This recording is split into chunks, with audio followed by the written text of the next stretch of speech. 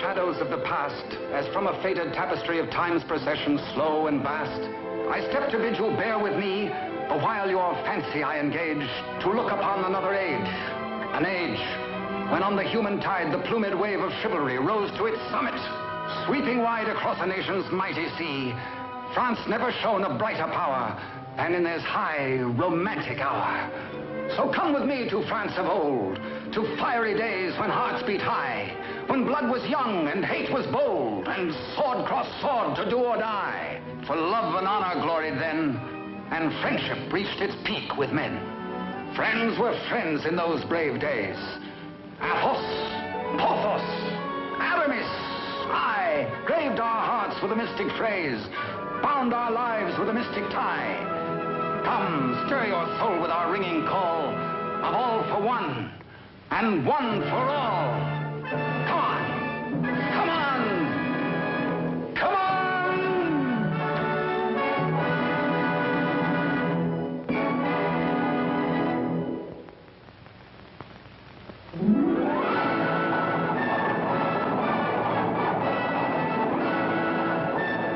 It is Paris on the 15th day of September in the year of our Lord 1638.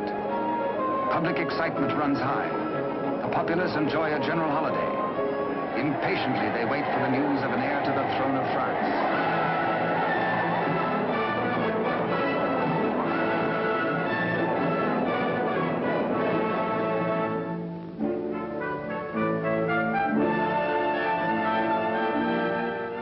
His Majesty Louis XIII, King of France. Maintaining his royal authority through the wits of others, he is himself weak and vain and lives in the oily smiles of a small circle of favorites. But the court is alive with intrigue. There are parties within parties, conspiracies beyond conspiracies, plots and counterplots.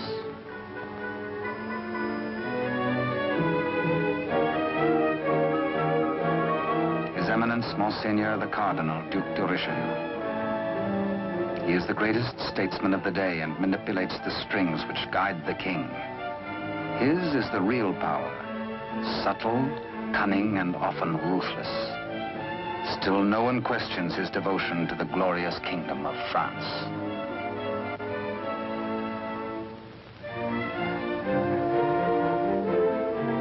On this auspicious morning, the king pays a state visit to his queen. It is the custom for the sovereign and his courtiers to attend the expectant royal mother until his child is born.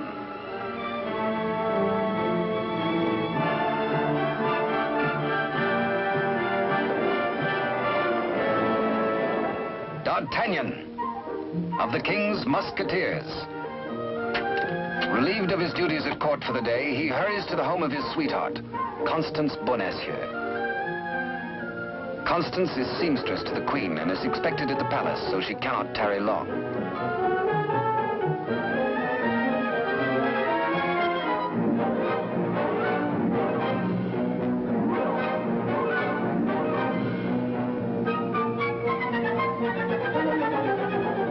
Even the most eager lover, by error, can sometimes kiss a miss, or miss a kiss.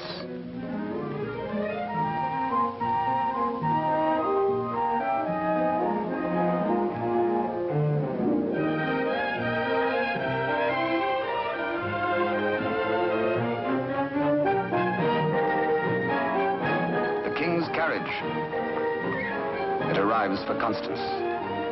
She carries an infant's layette in a crocheted basket for the Queen. One kiss, one caress.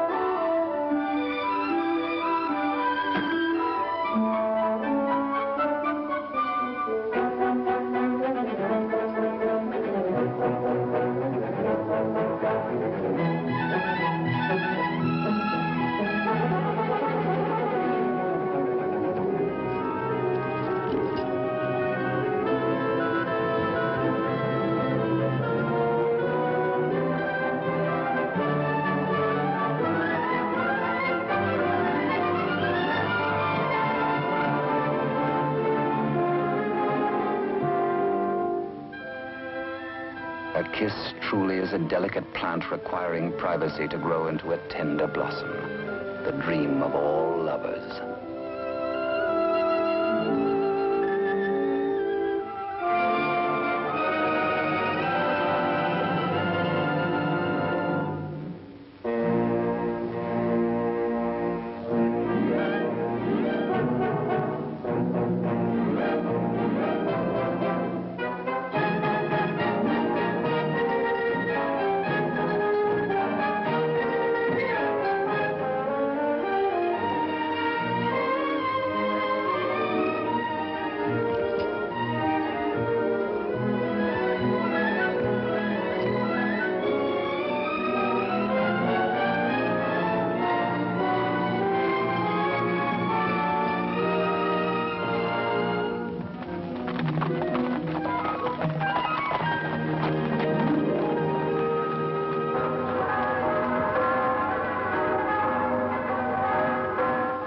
The Cathedral of Notre Dame remind D'Artagnan of his friend and fellow musketeer, Aramis.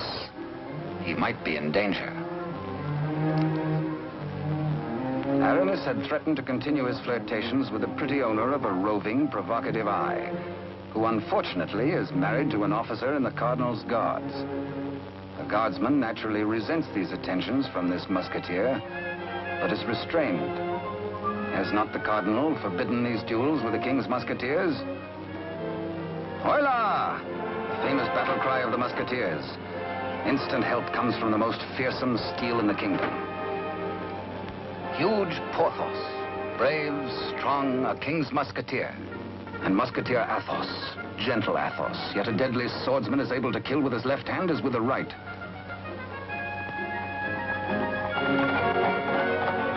D'Artagnan! The battle is forming. The Cardinal's Guards. This is no private fight then, eh? The Musketeers against the Cardinal's Guard. It started before D'Artagnan was born.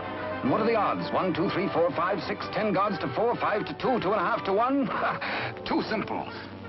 Draw your skewer, Monsieur Half Guardsman. Let's measure half a point. On guard! Come, where's your challenge now? Where's your steel? What's your fear? The law? Does the Cardinal still ban a friendly fight with a musketeer or two?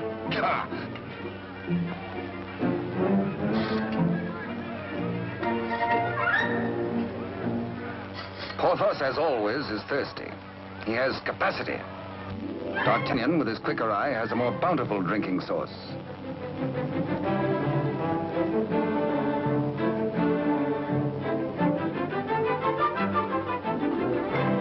Porthos can put out a hand and pick up the pot he's slavers for. Why waste energy walking? Come, driver, come inside with us.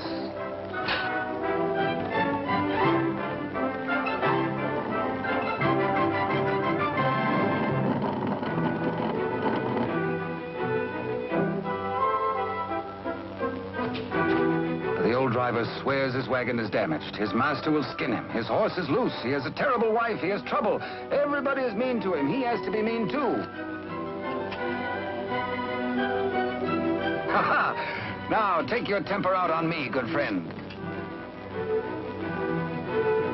Now, feel better? Now we can talk. I'll win you the price of your horse and more. Come, guardsman, I challenge you to game. This is not forbidden you.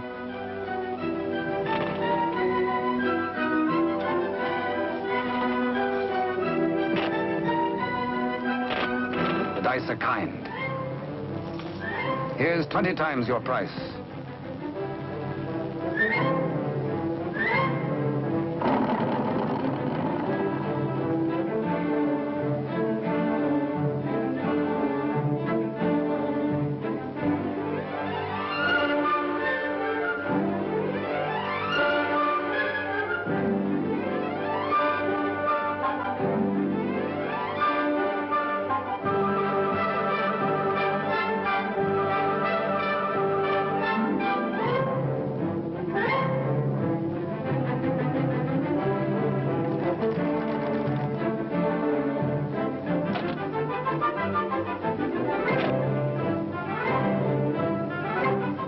Riding high, D'Artagnan returns to the dice game. Laughing and playing a while longer, he wins hands down from a fat-headed guardsman while waiting for the late evening rendezvous with Constance. Porthos, too, has women on his mind.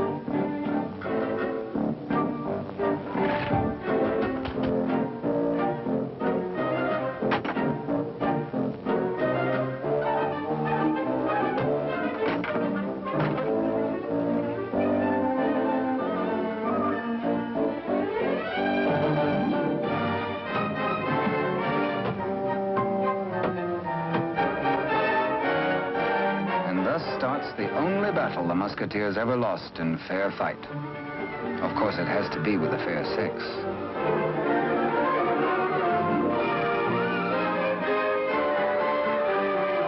For the first time in his life, a panic-stricken Porthos screams a terrified, "Hola!"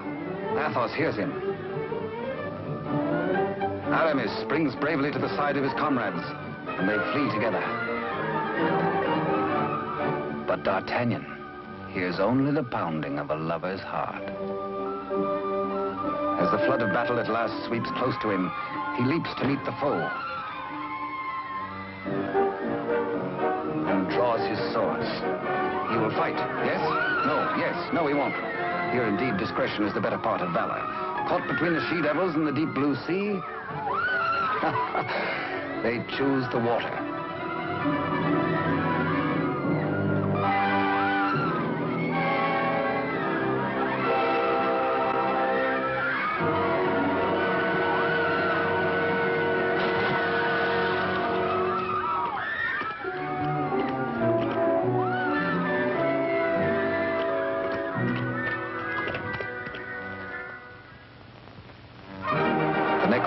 The city is in ferment. The pressure beyond the gates is so great that the people are admitted to the courtyard.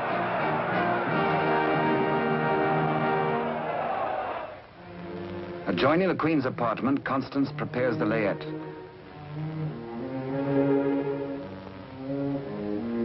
She is informed by Father Joseph, the Cardinal's trusted henchman, of the imminence of the royal birth.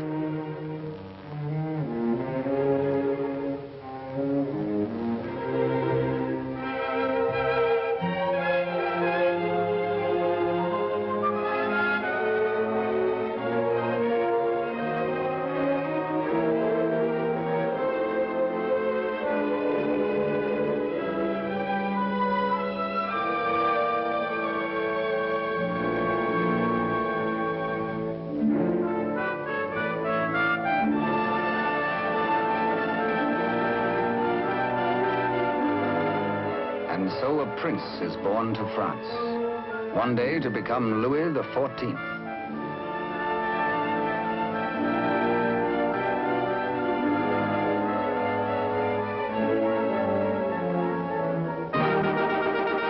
By ancient custom, his royal father presents him to the people.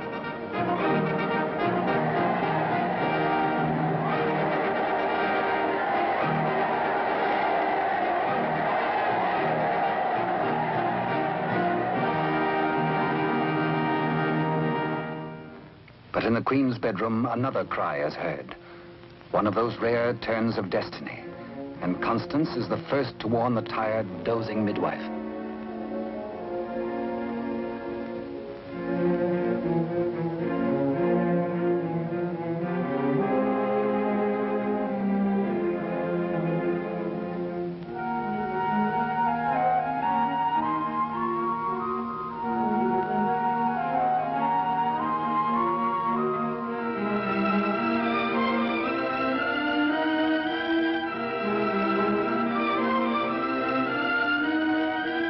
Father Joseph grasps the vast consequences of this extraordinary event.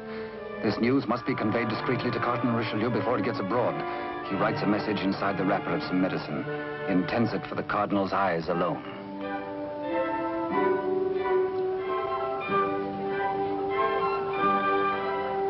Your medicine, Your Eminence.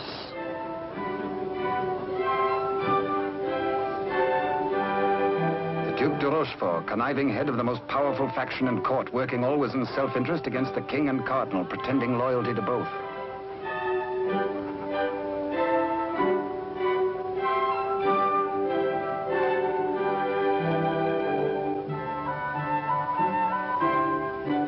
necessity for caution on the part of Father Joseph is indeed well-founded.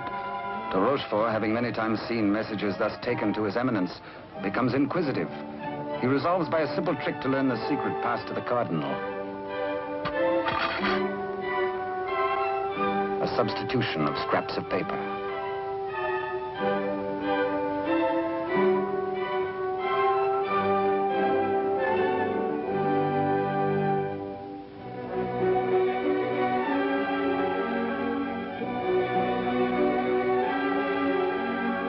The Cardinal realizes that enemies of the regime can do irreparable damage.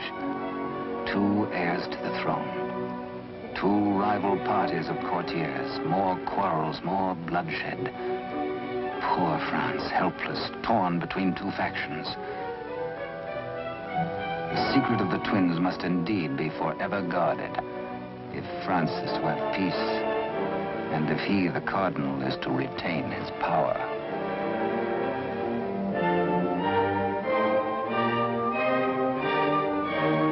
No pretender, this.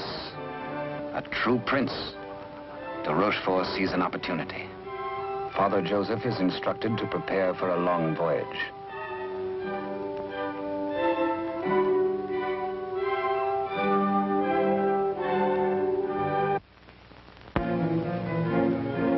The Cardinal has a plan.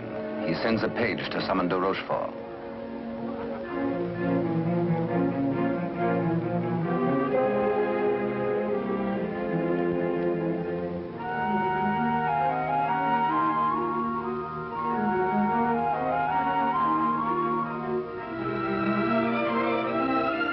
Aware that Constance shares possession of a great secret, one so sacred it might well spell the future of France, the Cardinal charges her to keep her lips sealed.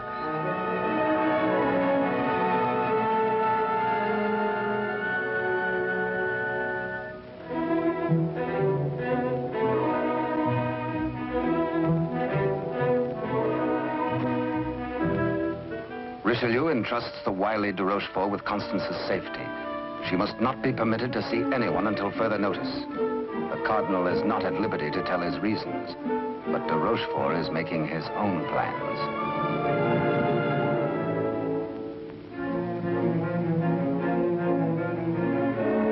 In accordance with the Cardinal's command, Father Joseph, accompanied by the midwife, secretly takes the twin away to the Spanish border. The child shall be raised as a commoner with no knowledge of his royal birth.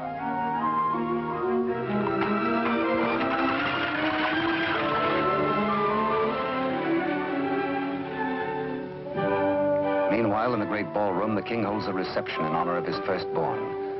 Had he known the cradle should have held 2 sons, he might have been less self-satisfied with the Cardinal's congratulations.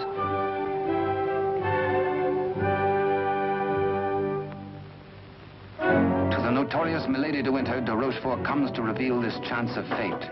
The future of France may be in their hands. He tells her he will turn Constance over to her. She is to escort Constance to the convent of Saint-Guemel. There, force her to tell the whole of the Cardinal's secret and plans. He will play one against the other, Cardinal against King, for his own ambition.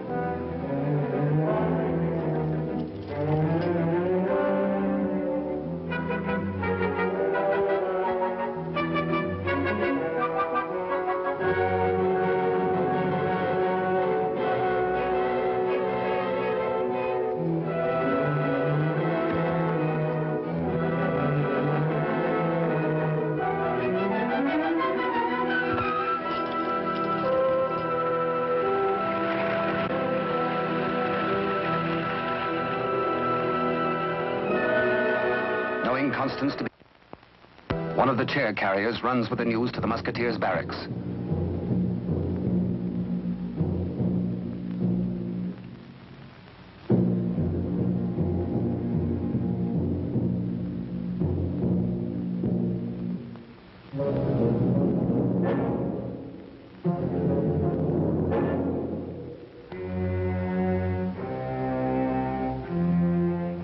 D'Artagnan, wake up!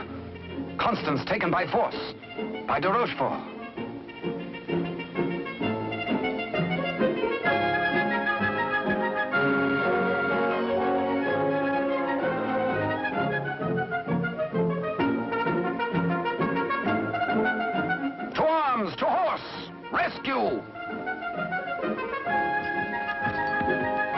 All for one and one for all, and hang the tack.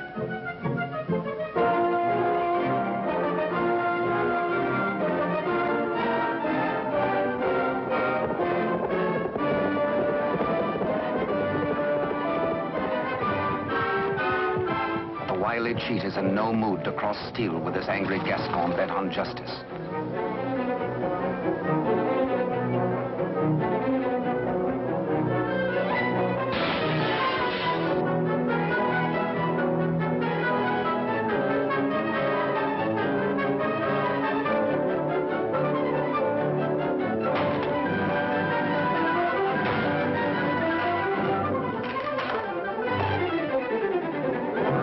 Thugs are powerless to help.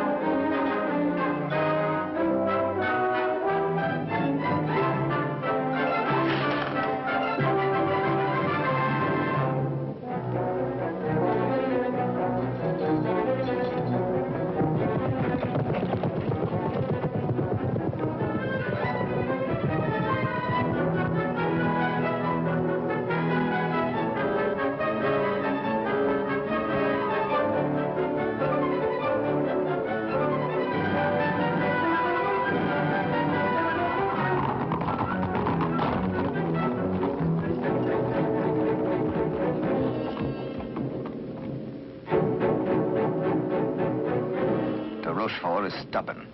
He will not talk. He has to be persuaded.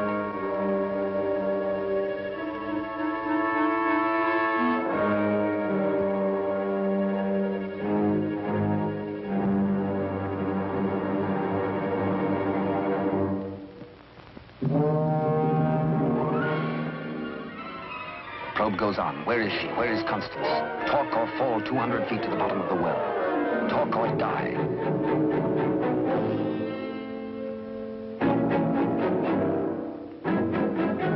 Cardinal's guard look on, afraid to act. A strand at a time, steel cuts through hemp.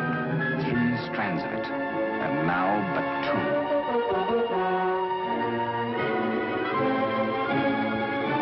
Now 1. Ah, de Rochefort breaks. The convent of Saint-Guerre.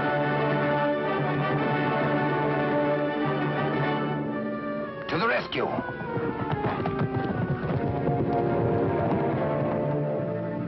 A stableman granted audience with the Cardinal tells of de Rochefort's trickery and capture and of Constance's abduction by Milady de Winter.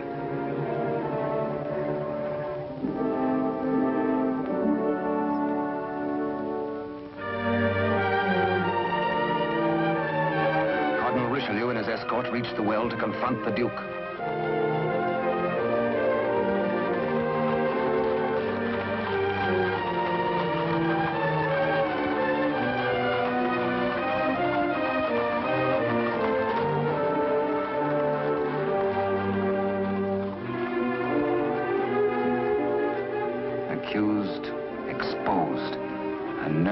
Bedraggled penitent, he confesses that he has indeed played traitor. His Eminence breaks de Rochefort, stripping him of his authority and titles, banished from both court and country forever.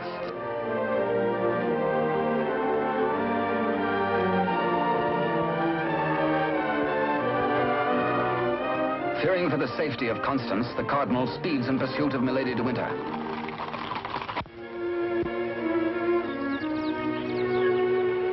Before dawn the next morning, the convent of Saint-Guerre.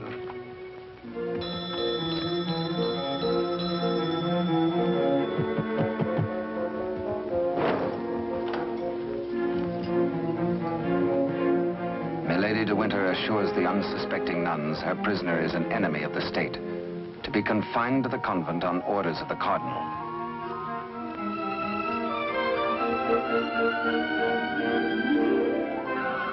The banished de Rochefort, smarting under his humiliations, lingers in Paris. All is not lost. He uses the last of his wealth in a desperate gamble and buys the services of ruffians.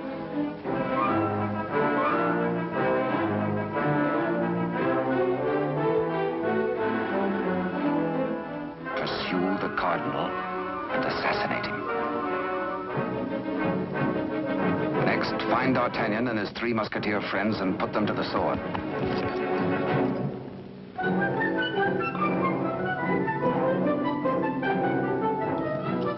Rochefort still dreams of himself in terms of the most powerful man in France. The path to power is open if Milady de Winter secures the secret from Constance.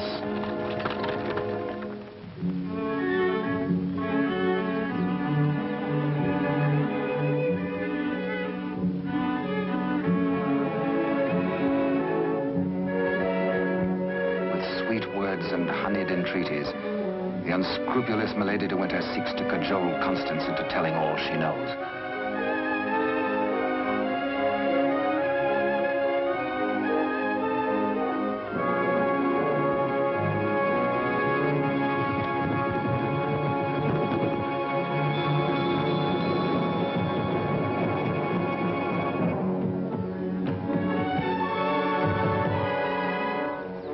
No, Constance Bonacieux is not here. But he hears her voice.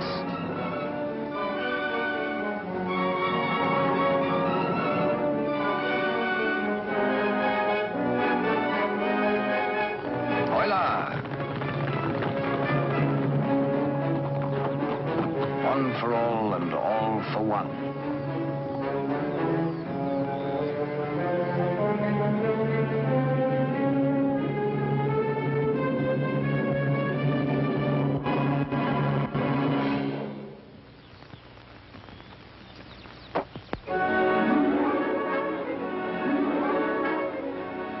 Mark of the public criminal, burnt by a branding iron into her flesh, a sign to all.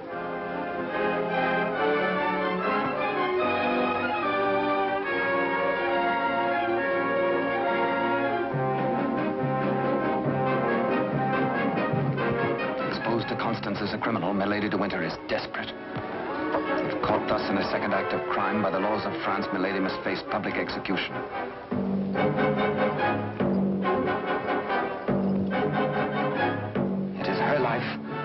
Or that of Constance.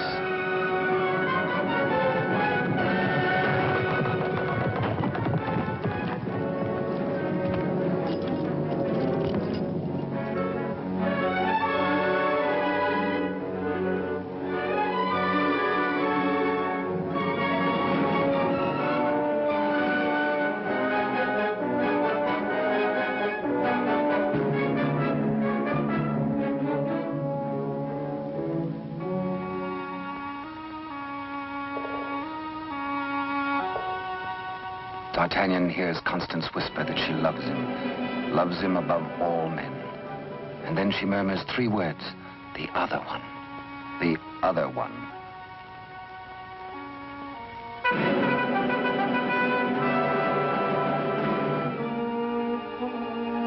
D'Artagnan strains to hear the faint pulse of her words, but Constance dies.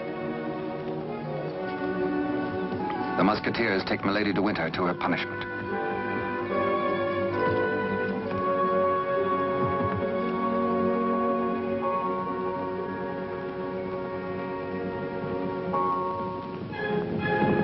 His Eminence the Cardinal has traveled through the night.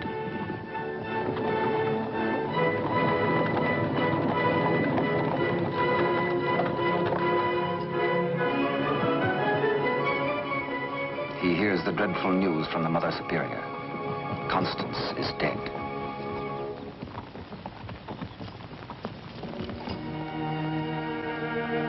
Faithful, loyal Constance.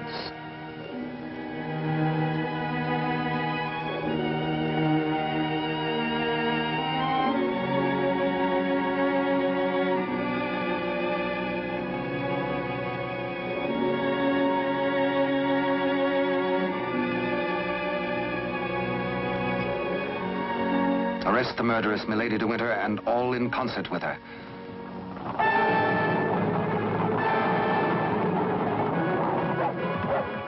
three Musketeers, Athos, Porthos, and Aramis, enraged, take the law into their own hands and deliver the murderess to the public executioner and order her death.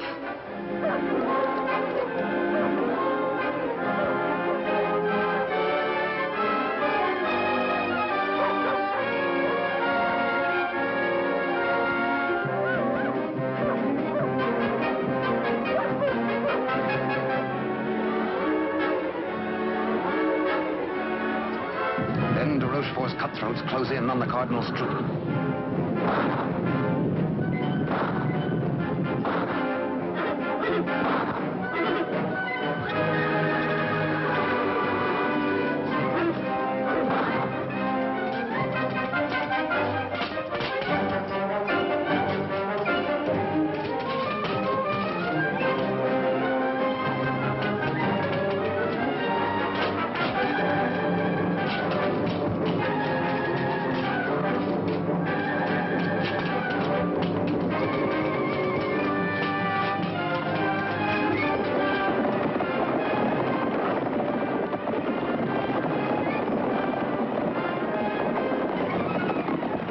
Some distance away, the Musketeers are captured by their deadliest rivals. The Cardinal's Guard formally arrest the Musketeers for continuing to take the law into their own hands. Disarmed, the Musketeers are set against the wall for execution.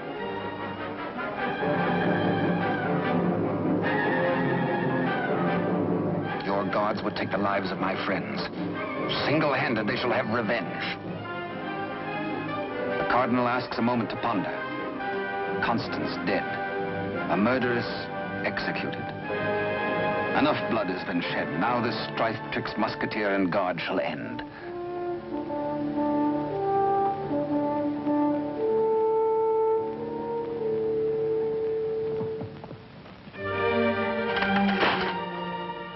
D'Artagnan's plea saves his friends, but there's to be a harsh penalty.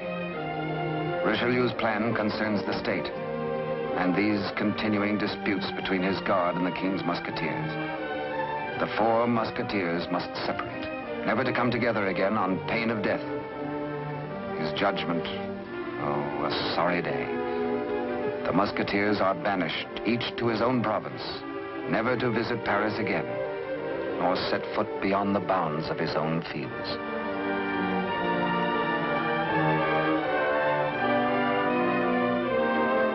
As for you, D'Artagnan, a splendid soldier, reliable, devoted too. You henceforth shall be bodyguard of the future king, beloved of France, the nation's one.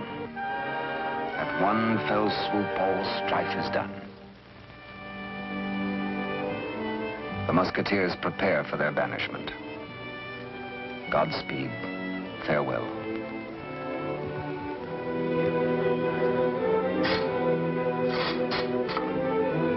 Eternal friendship, it shall not pall. All for one, and one for all.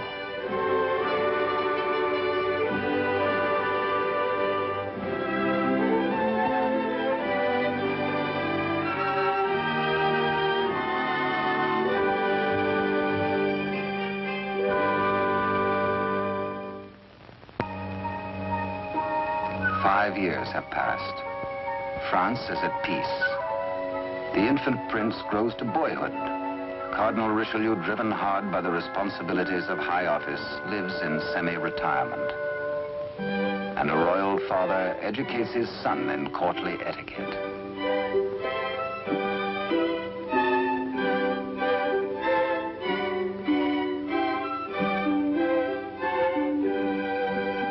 In failing health, His Eminence lives in hourly expectation of death, troubled by word that the second twin bears an identical likeness to the heir.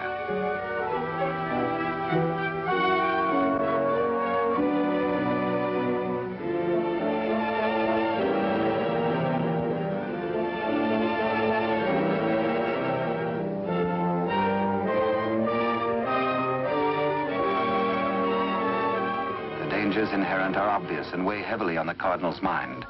He decides he must protect the prince somehow. His Eminence provides that the rightful twin may always be identified from the other.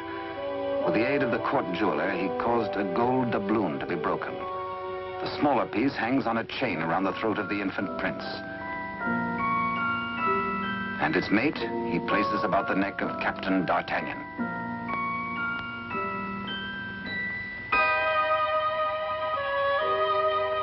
And so, by joining the pieces, the true heir to the throne of France and the prince's first guardian are known to one another for all time. He starts to say, I hold a secret, but the chill hand is upon him. The life spring ebbs, and the great voice is silenced.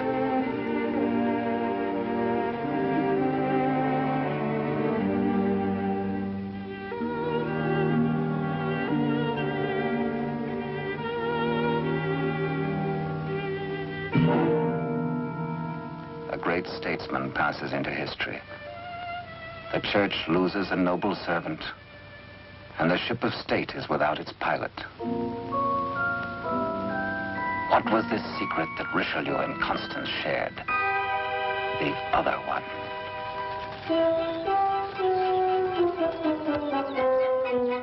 Across the Spanish border, the prince's twin brother is reared by servants of the late cardinal. The banished de Rochefort, living nearby, holds the twin under his very eye. He bides his time. He has only to wait patiently for the proper day.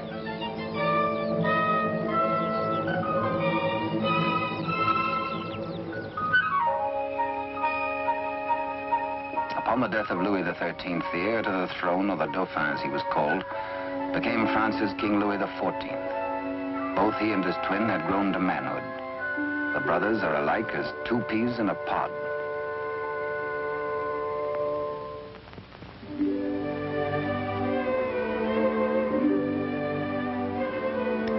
Years have passed and more since Richelieu bent his iron will to break the bonds that held us four. But Porthos, Athos, Aramis, I will ride once more. Once more we'll heed the clarion call of all for one and one for all.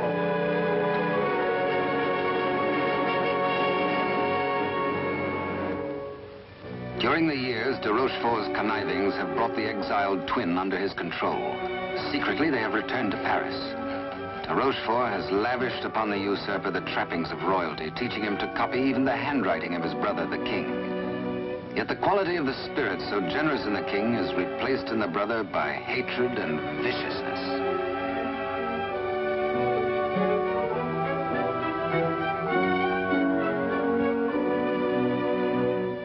The king's valet, a de Rochefort spy, brings long-awaited news. Within the week, an older D'Artagnan, after a lifetime of loyal service, will retire and leave the court. The young king will be without a bodyguard. Every detail of their plan has gone over. The map, the sentries to overpower, the secret approach to the royal apartment, the signals.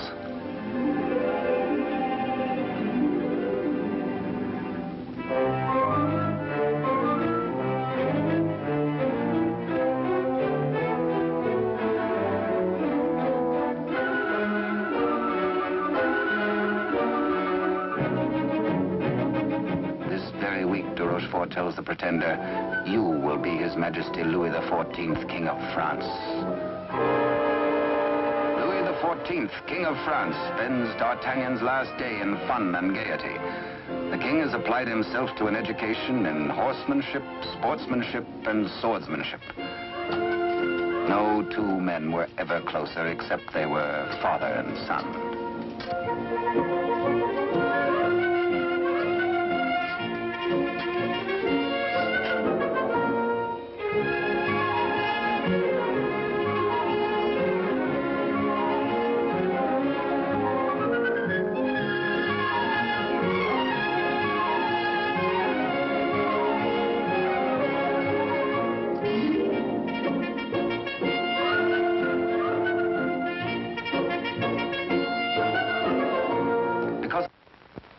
Early, D'Artagnan enters the royal bedchamber to bid the king goodbye. Tonight he feels happy. His service is done. His king is secure. The state is safe. But by some odd premonition, the coins are matched on this final night of parting.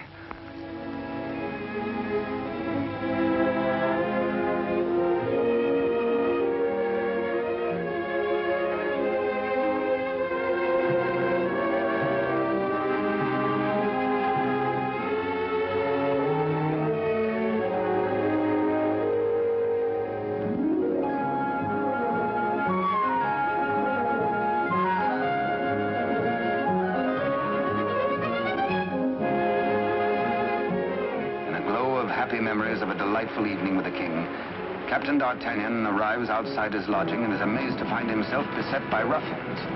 Angrily, the Gascon plans his battle. First, he deals with the dagger-man decoy, sticks him with his own blade, throws the man's cape to the edge of an open sewer, places his own cape over the decoy's body and fires his own pistol. Hey, up! On to the balcony.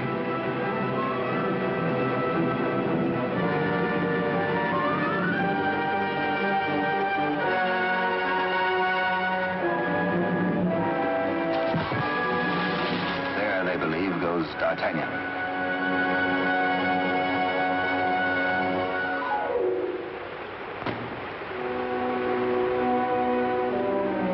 A thoughtful D'Artagnan returns to his lodging. For a peaceful man to be waylaid on a city street is something new. He had spent the evening with his king. He reflects, has the palace discipline been slackening too? Sentries were not where they should have been. His soldierly heart is disturbed for the safety of his king.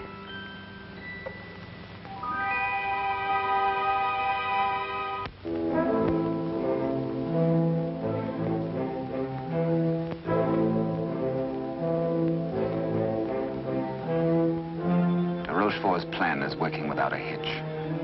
Sentries at the outer gate have been overpowered. Entry is forced into the inner quadrangle. The palace is entered through a servant's postern leading to long-forgotten cellars. Success. No sound, no word, no warning.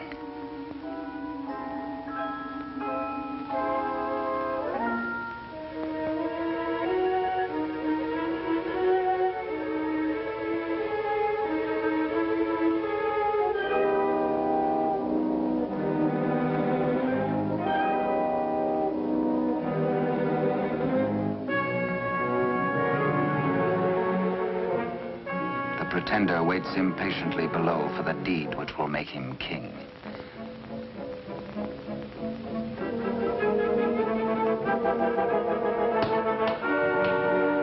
In the anteroom to the king's bedchamber, de Rochefort's maggot awaits his master's signal, ready for the final treachery.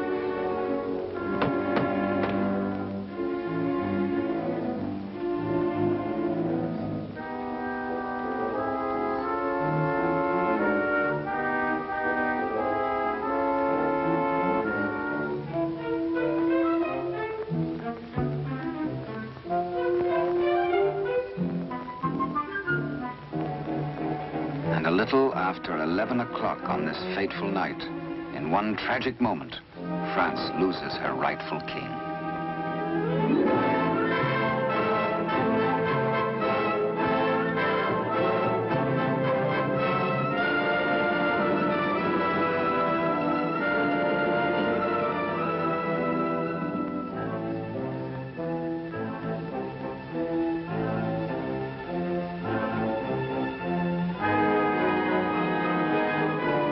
Bewildered, uncertain if he dreams or not, King Louis XIV, surrounded by strangers, looks unbelievingly at a venomously mirrored likeness of himself.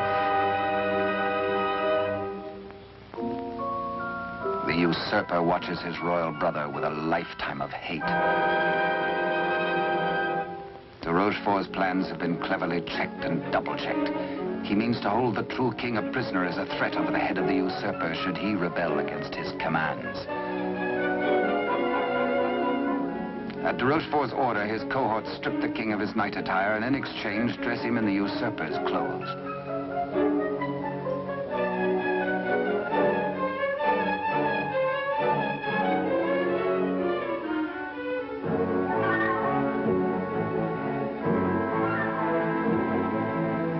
Into the palace cellars, a messenger reports breathlessly.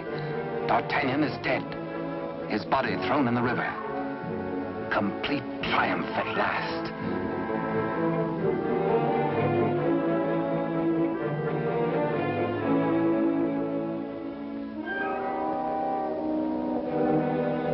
An iron mask, an invention of the devil. An iron mask, a prison within a prison, is placed over the head of the rightful King Louis XIV and locked at the neck, his countenance concealed from all men.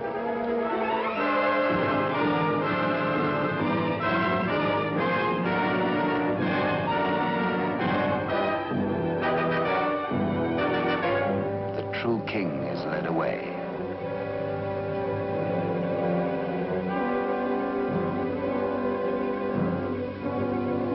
In the quiet of the royal apartments, the true king's bed is occupied by the usurper. Trusted servitors have been spirited away. The twins' lackeys have replaced them.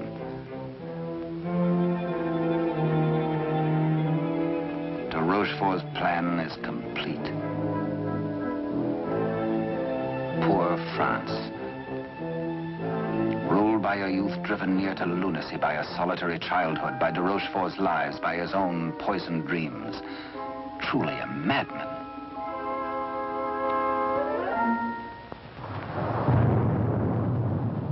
Suffering in human life is proportioned to human strength. When the young king, stupefied and crushed, found himself led a prisoner to a cell in the Chateau Sainte-Marguerite in the south of France, he fancied at first that death is like sleep and has its dreams.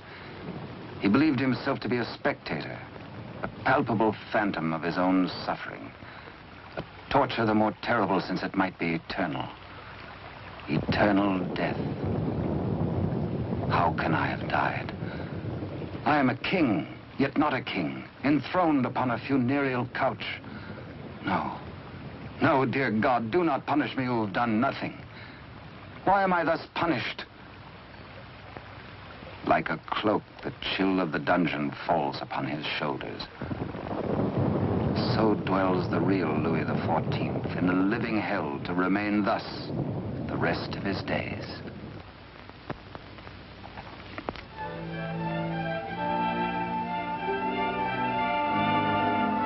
The Queen Mother, always restricted, prevented from seeing her son, determines finally to pay him a visit.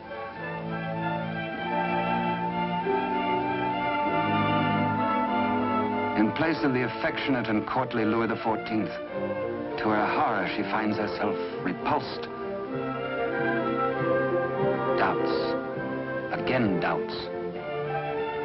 What strange malady besets my son? She thinks again of the other one. De Rochefort hurries to the king's apartment, fearful that a mother's heart has sensed the truth. In pretense of humility, he asks the Queen Mother to leave affairs of state.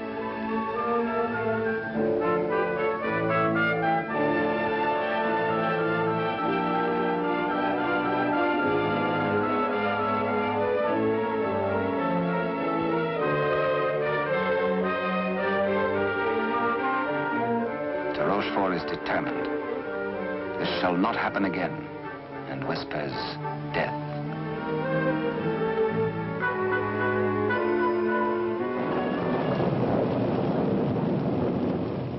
Day by day, night upon night, the prisoner prays for some way to get word to D'Artagnan. A heaven-sent fisherman hoves to.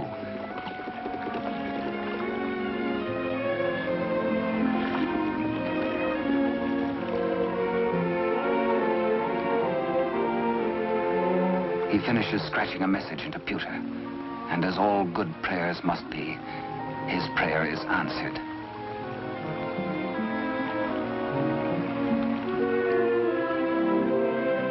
Millet and mackerel are running, and then a catch, apparently from heaven.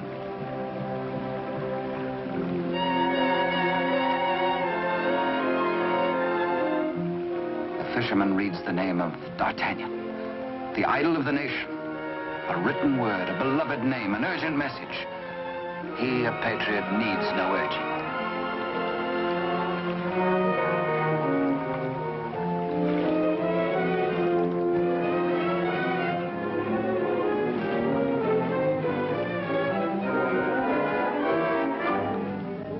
Paris goes about its daily affairs, unaware that its rightful king languishes in prison, and the Queen Mother herself faces death as the humble fisherman hastens to D'Artagnan's home. D'Artagnan stays on in Paris, and to his hurt amazement continually finds himself barred from the court. Day by day, week by week, audience with the king has been refused him. The fisherman blurts his weird news. A story hard to believe. A lonely castle which D'Artagnan knows like the palm of his hand. A prisoner in an iron mask behind its bars. But the signature, An etching of a coin that fits his own exactly.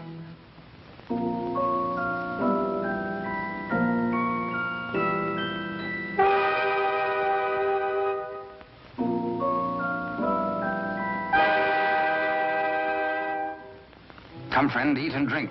There is business at last for me at the palace.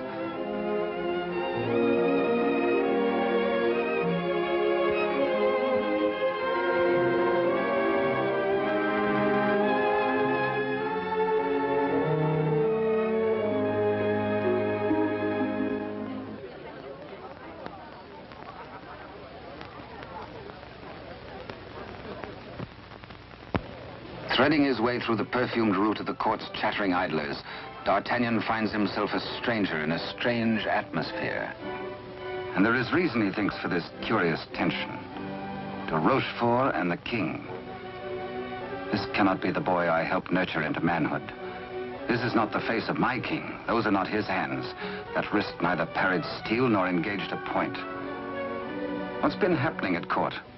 De Rochefort's back in favor, a disgraced exile once more sporting about the throne room in the king's presence. D'Artagnan is amazed and shocked.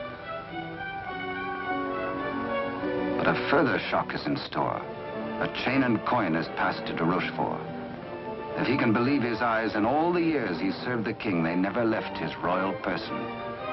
He overhears a snatch of conversation. The other one. And suddenly he hears the dying voice of Constance.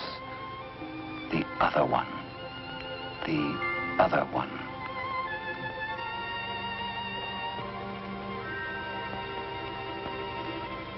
What did she mean? A message signed by the royal coin. A king, not a king. And a court alive with known traitors. D'Artagnan smells a rat. But a rat has seen him and gives warning. The palace guards are alerted. And all exits barred.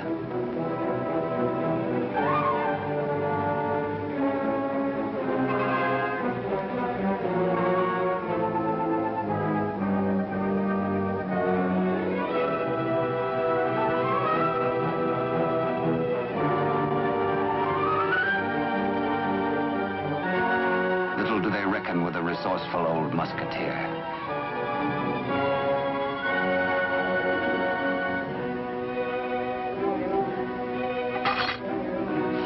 D'Artagnan orders a king's loyal troop to be hurried to meet him at the Chateau Sainte-Marguerite. Couriers are to be dispatched to his old friends, the three musketeers, Athos, Porthos, and Aramis. To arms, musketeers! Your king has need of you. One for all. And all for one. The jig is up. D'Artagnan lives and knows. His pewter plate. Perhaps even now he has reached the prison gate.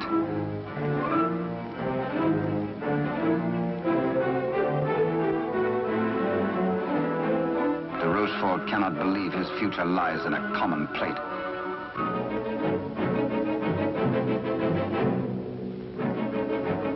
Quickly, he resolves to end all doubts. He decides to ride at the head of his troops to prevent any attempt to free the king.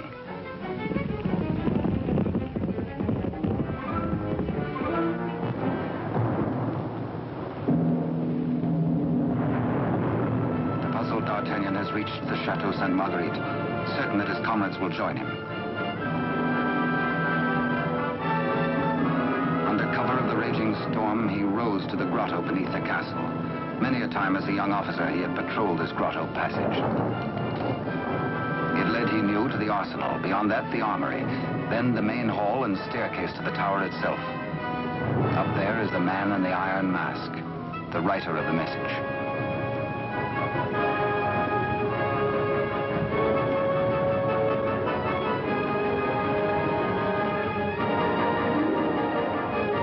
To his astonishment, D'Artagnan finds the entrance to the arsenal is newly walled.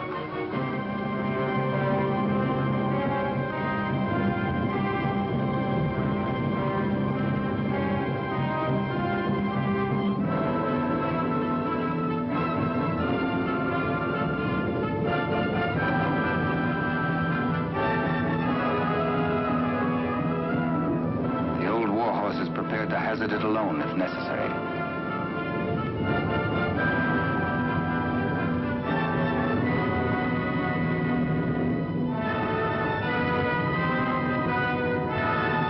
The fisherman returns to the opposite bank to await the arrival of help.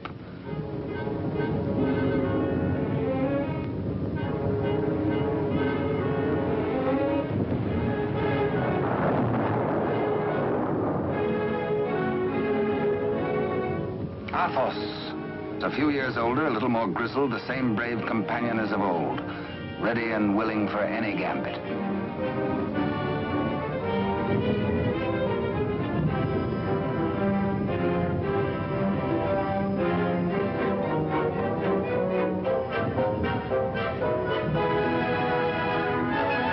And now Aramis.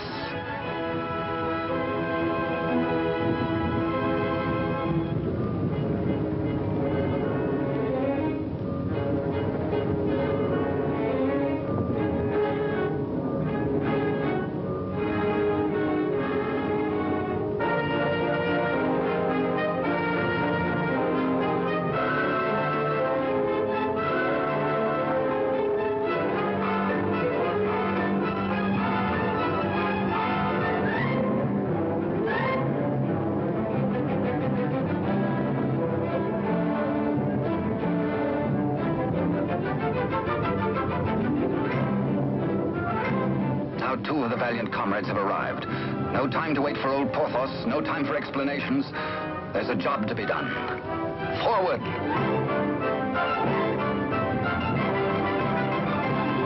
Through the racks of gunpowder barrels to the main hall, and the tower staircase itself.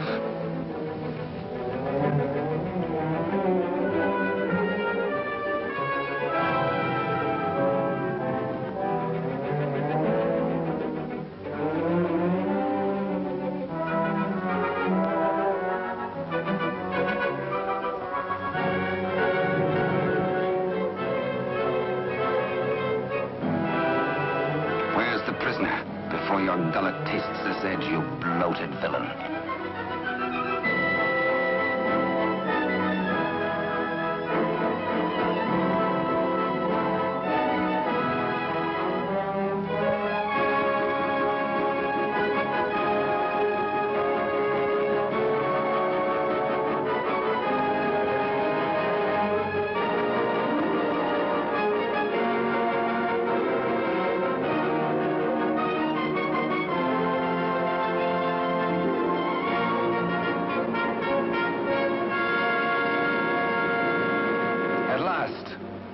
D'Artagnan knows the voice. It is his true and rightful king, Louis XIV, King of France. The castle guards.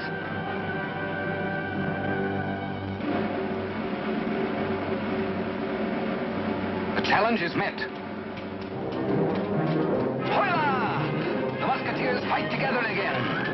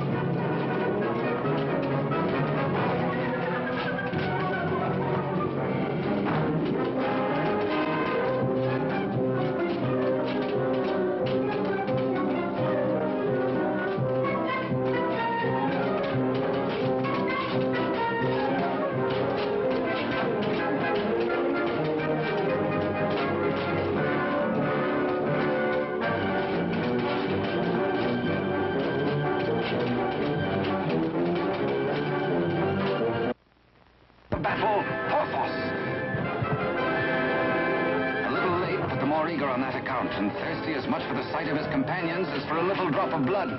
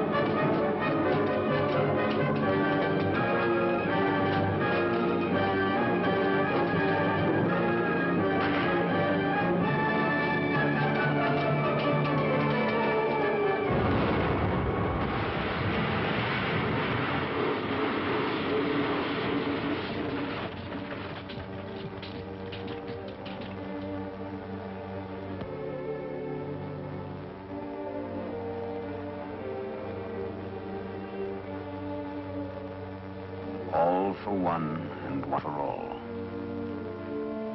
Be certain, cherished friends, that I shall wait for you. What good times we had together, eh?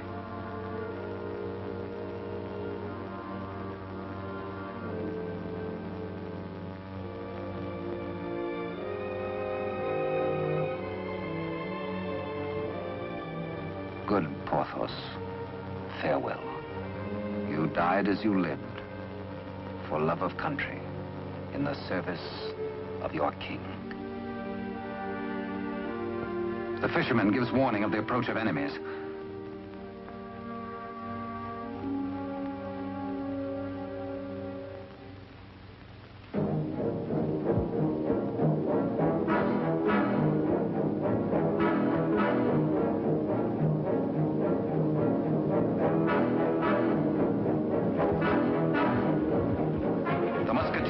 The king and gallop off to Paris. De Rochefort rides hard in a last effort to keep his house from crumbling.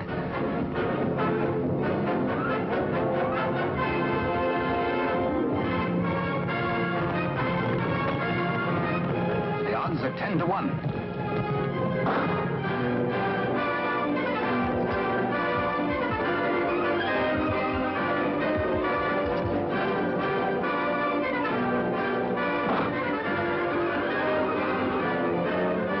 Your Majesty. On to Paris.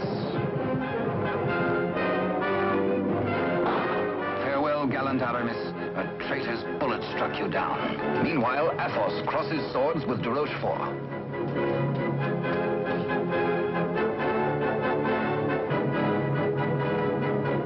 But at the highest price of all, Athos joins his comrades.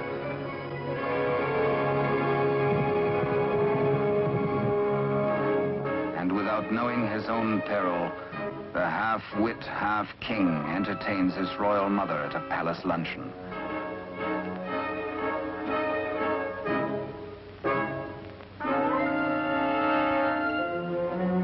Cunningly, he says, a private matter.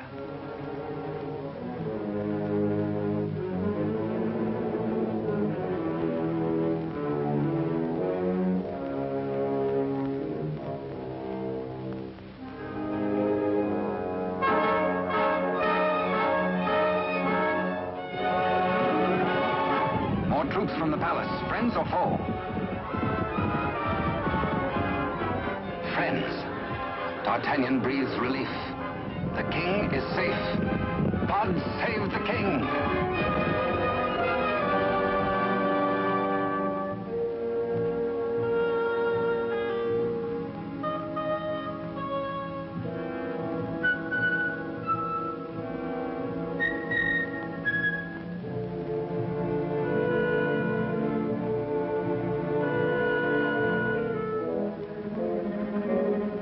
The Queen Mother suspects this attempt on her life.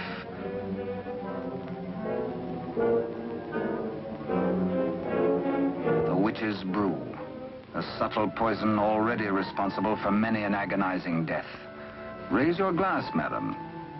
Drink to your king, to your country and its illustrious people. Come, I give you France. Dare she refuse? It is the edict of her son, the king.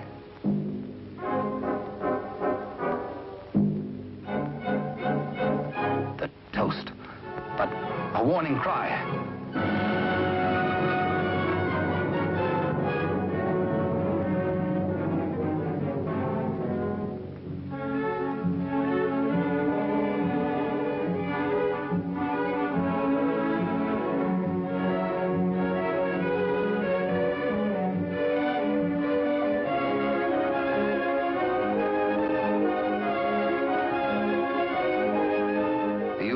Finally gets his rightful crown. De Rochefort's own damnable invention, the Iron Mask, his to the end of his days.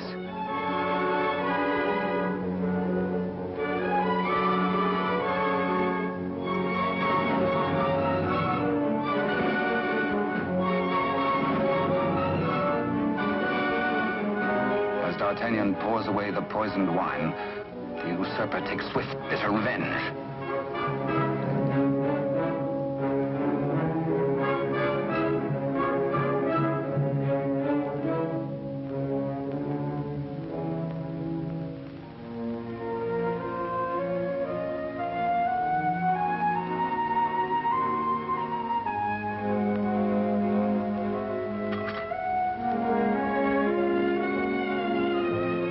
D'Artagnan knows himself mortally wounded, but allows no sign to mar the happiness of his king.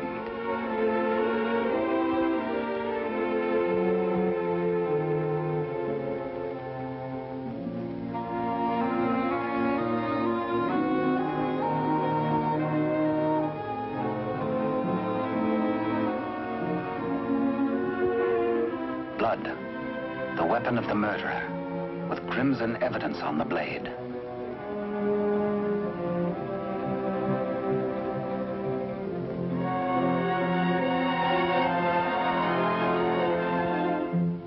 Grateful Louis looks for Captain D'Artagnan to honor him with the baton of a Marshal of France. But where is the Musketeer?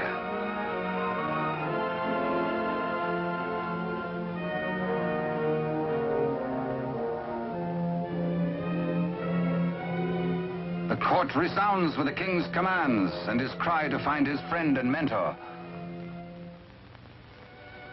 What a man may think when he knows of the approach of death is secret between himself and his maker. Perhaps the gallant Musketeer thinks most of his lost love, Constance, and of all the tender, lonely years kept warm by her memory. He dies in hope of faith that she might welcome him, that once again they might be one. How can they die, these bright ones?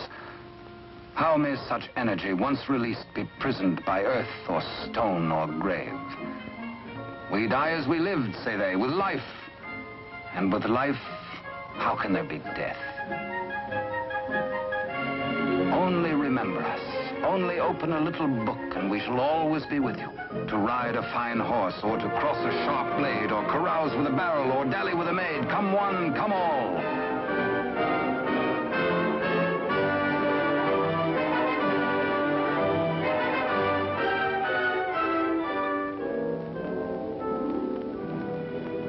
And so passed a brave and glorious man, in honor.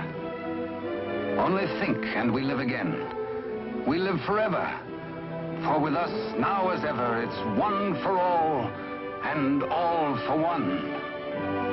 And thus it was in France of old, in fiery days when hearts beat high, when blood was young and hate was bold, and sword crossed sword to do or die. For love and honor gloried then, when life was life, and men were men.